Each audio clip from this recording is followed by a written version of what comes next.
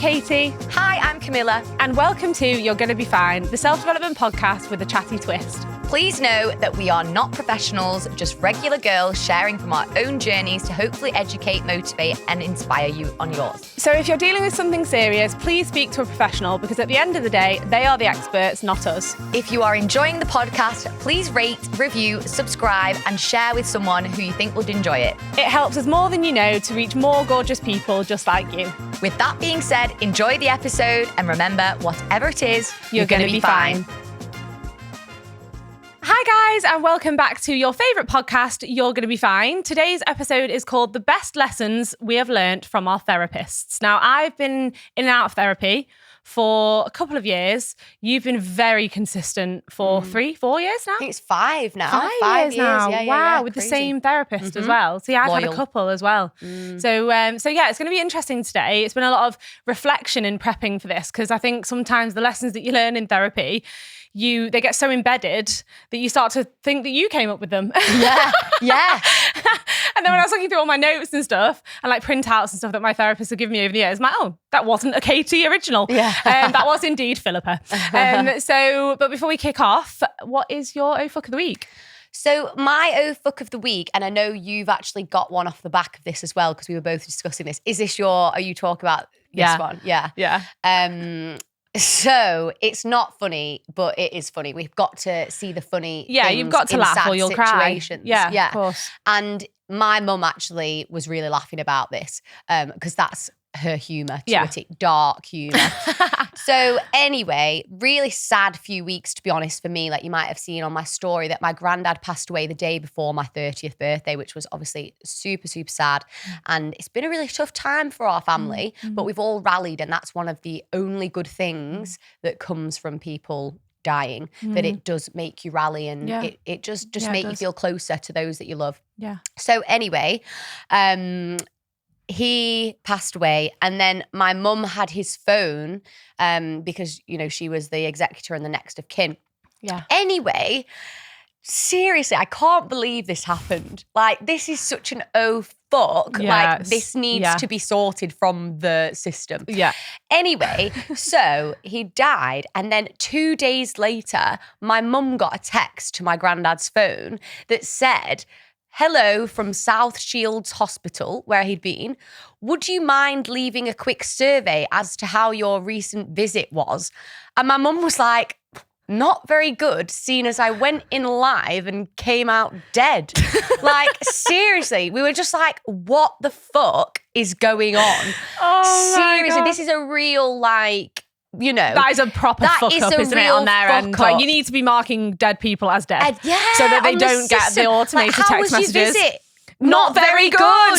Like, seriously. So I did, like, mum read that out and she was just absolutely pissing herself because she sees, and you've got to see the funny side in that. Of course. I actually think that's a really good point off the back of it. Like, when you are having a shit time because it's been the trenches, but having those little moments and glimmers of humour.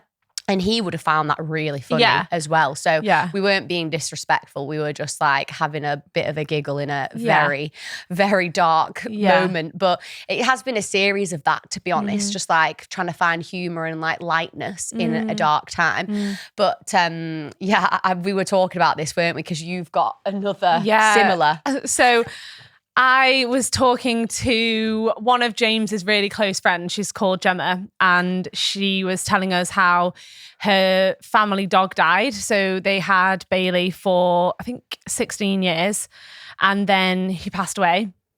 And then 2 or so weeks later, they get a text from the vet saying, "Hey, time for Bailey's flea and tick jab," or whatever. Yeah. So she emailed them back, said, "Hi, Bailey is currently with you, comma, in an urn." Oh my God. And then she put another one, "Don't worry, if you don't laugh, you'll cry." Yeah, very similarly. Good, you know, they were obviously like, your dog is your family member, like for 16 years as well. He like was really old. And so they emailed back like mortified, like, oh my God, we are so sorry. But she's like, "Oh no, you've got to see the funny side in moments like that." Yeah. But just maybe I'll just put comma, in an urn. In an urn. Oh my God. See, we need to actually flag that to the hospital. We didn't. We just had like a, oh my God, how how's that happened? But they would be mortified. Hospitals and vets, like they do need to get on that. Tighten it up a little tighten bit. up the back end, because honestly, we've got a lot of slip-ups going on here. Yeah, which, a lot. And if they'd have happened ideal. to people that don't have the same sense of humour, like, wow. Yeah, because I could imagine like people that can't, because everyone deals with stuff differently, don't they? Yeah. We try and find always the funny side, but maybe some people aren't ready yet to see the funny side. And that could really like upset you. Yeah. Sorry, I'm laughing. I know, I'm actually being serious for a change. It's just so ridiculous. Like, it's so ridiculous and such a negligent thing that it's like, what? So the RO fucks were quite similar there. They were, but yeah, yours very was humans similar. and mine was animals. Yeah, so. yeah. What was your first lesson from your therapist? My first lesson from my therapist. And actually, this was one where you said, you know, like, did I come up with this? Like, I'd convinced myself that I had come up with this. Ourselves. But I actually do think it was a joint framework, because we were talking about, it's all about apologies, my point, and one of my best lessons. And I think it's so interesting. I mean, I'm just going to look at my notes for this, because there are 4 stages of an apology according to my therapist. He definitely took the lead in it. I was like, you know, just padding out the points really. And I do think that apologies are something that everyone does differently, but there should be this framework, and it's really worked for me, and obviously for feeding this information to people that I would expect an apology from frequently, aka my boyfriend. Yeah. So there are 4 stages of apology. Number 1 is admit that you're wrong. Number 2, apologize to those affected. Number 3, do what you can to put it right. And number 4, learn from it to avoid making the same mistake in future. And Tony said that it doesn't work unless you do all 4. And people do just tend to do number 1 and 2, stage 1 and 2, that admit you're wrong and apologize.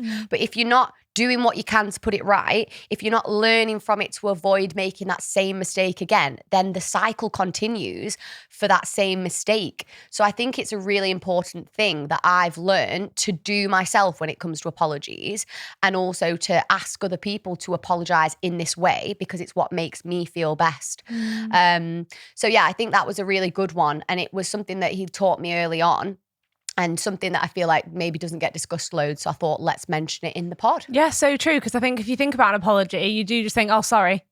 Yeah. That's still not an apology. Worse than that. And this. I know what you're going to say.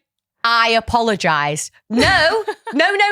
Whenever Sam says, I apologise, like he very rarely does, because he knows like my thoughts on it. Sorry, you're not actually you're not saying sorry. You're just saying, I apologise. We'll do it then. Say sorry. Like, do the verb. Saying sorry. Like, I apologise. Or I have to literally, like, it boils my blood. Yeah. Burns my blood. It burns my blood. It does both of those things. It's so fucking annoying. Like, if you said to me, like, I apologise. It's just very corporate, that. It doesn't feel... It's lazy. It's lazy. I thought that you were actually going to say... Oh. I'm sorry you feel that way. Oh, yeah. That also riles me. Because that is not being accountable. That's putting the blame on the other person. Yeah. So that actually just skips number 1. Yeah, completely. Of your stage format. 1, admit you're wrong. Admit you're wrong. You're not admitting you're wrong if you say, I'm sorry you feel that way. Yeah, You need to be saying, I'm sorry that I made you feel that way. Or that I'm sorry for what I have done, X, Y, Z, whatever that is. So don't skip stage 1. I think the accountability of an apology is the most important part. Yeah, 100%. You've got to own your shit, don't you? And if you can't get past stage 1, then the rest of the apology is fucked, let's be honest. So yeah, that is such a good point. And those 2 things are probably my biggest bugbears when it comes to apologies. Yeah. And it doesn't take long just to add those extra 2 steps for that reassurance for the other person. You come out stronger. And to ensure that you don't do it again, that's the whole point. Like, you always say that, don't you? In that you'll never make the same mistake twice. Like, everyone can make mistakes. Like, we're human beings, of course. In relationships or situations, you're going to make mistakes, but it's about learning from it and changing and adapting so that you don't make that mistake again. Yeah, because how boring to keep doing the same thing over and over again. So predictable. Yeah, it's exactly. Crazy. Yeah. What was your... So my one is, there is no such thing as a negative emotion. which I really, really love because my therapist is actually an emotional therapist. So she specializes in how to handle your emotions. And the reason why I went to her is because when I stopped drinking, I just could not manage my emotions at all. And actually, that's one of the biggest things that people find when they stop drinking is learning how to feel every human emotion, because for a lot of big/problem drinkers, the reason why we drink the way that we do is because we are repressing emotion, don't want to deal with things. So I'm just going to get blackout and like escape from that uncomfortable feeling. So I knew when I stopped drinking that I needed help with that. And so I went to an emotional therapist, and it's the best thing I ever did, and really ignited a bit of a passion for me, really. Even with my life coaching clients, the majority of the work that I do with people are mindset and emotional growth, because I just think everyone has emotions. Obviously, it's part of the human experience, but very little people know how to manage them properly. And so this no such thing as a negative emotion really helped me stop judging myself for feeling quote unquote negative emotions. So anger, jealousy, resentment, frustration, all these words that we do relate to negatively. So what she says is that all of your emotions are signposting you to make a change in your life. So if you feel anger, it's probably because you've got a value that's being compromised in some way. If you feel jealousy or bitterness, it's usually because someone has something that you want. So explore the desire or what you're missing in your life instead of feeling, hateful or jealous towards that person. Look internally. It's signposting you to look internally. So you could do it for, every single emotion. And it's a good exercise to do, is to write down every negative emotion that you deem a negative emotion, and just take in your journal, just take 5-10 minutes and just explore, why do I feel like that is a negative emotion? What is that highlighting in me that maybe I need to look at? And there's a good exercise as well called emotional release that allows you to do this. So you basically draw a circle, and then you draw a little circle inside that bigger circle, and you write down the emotion, so anger, for example. And then in the wider circle, you write down every emotion that you associate to anger. So it could be rage, frustration, stress, disappointment, whatever it is. And then you literally sit with that feeling for 5 minutes and let the feeling rise inside you. And this can be a really interesting activity for people to do who have repressed their emotions for a long time, because repressing your emotions, it just makes you ill. And what happens is physically it can make you ill, but also what happens is because when you push things down, they can snap out and come out at times when you've not planned for them to come out. So people that are narky or irritable, it's often because they've got repressed emotion. And so they can snap at things that probably seem little, but it's because they've not allowed themselves to actually feel how they truly feel. So doing this emotional release, it's quite tiring, to be honest. And I would definitely advise you to do it when no one's in the house, you've got a bit of you time, you feel emotionally ready to bring those emotions up, and just really experience them and feel them. And I've done this. I did it when I first started with my therapist, and I was really emotional. I would cry and stuff, and because I needed to get these feelings out. But what I would advise you to do is not direct those feelings at any certain person or situation. Just feel it within yourself, and then question and ask, how would I feel? How would my life be if I didn't associate negative feelings with this emotion? So you can feel anger and not judge yourself for feeling angry. Like you're allowed to feel anger. It's a completely normal human emotion, but there's so much shame around negative emotions. It's like you're not allowed to feel them, which is why people repress them and then become ill or unmanageable because they don't know how to manage themselves. So that emotional release thing has just changed the game for me, and it's taken a while. I wouldn't recommend doing anger, shame, guilt on one night. Bloody hell. Obviously spread it out, and obviously anger for me was a big one. When I stopped drinking, I was very angry drunk. Like I would literally, if a lamppost looked at me the wrong way, it was getting decked. And so anger was a big one for me that I had to explore. But for you, it could be guilt, it could be shame, it could be whatever. So it's very specific to each person. But there is just a poem that I wanted to read to you called The Guest House by Rumi. And it's basically all about embracing your emotions. So it goes like this. This being human is a guest house. Every morning, a new arrival. A joy, a depression, a meanness, some momentary awareness comes as an unexpected visitor. Welcome and entertain them all. Even if they're a crowd of sorrow who violently sweeps your house empty of its furniture, still treat each guest honourably. He may be clearing you out for some new delight. The dark thoughts, the shame, the malice, meet them at the door laughing and invite them in. Be grateful for whoever comes because each has been sent as a guide from beyond. Love that. And it's so true, isn't it? Like every single thing that you feel, look at it and ask it, why are you here? What are you trying to show me? I like that. And then make changes off the back of that. They're indicators, aren't they?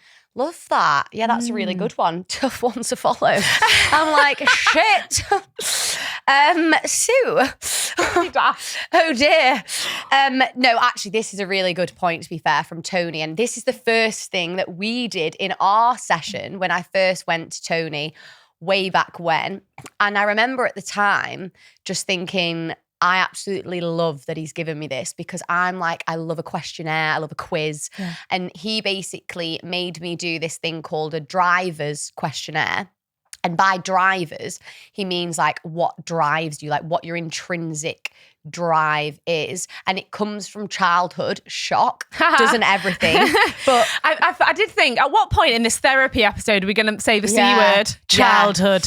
Because it all comes from there. So what drives you? And we pick them up as kids. They're not bad or good, but they've often helped us to survive in our primitive years, to fit in or to feel loved. And as adults, if they're not managed correctly, they can cause stress, they can cause burnout, self-sabotage if we don't kind of, rebalance them. So I'm going to go through the different ones, the different drivers that you can have.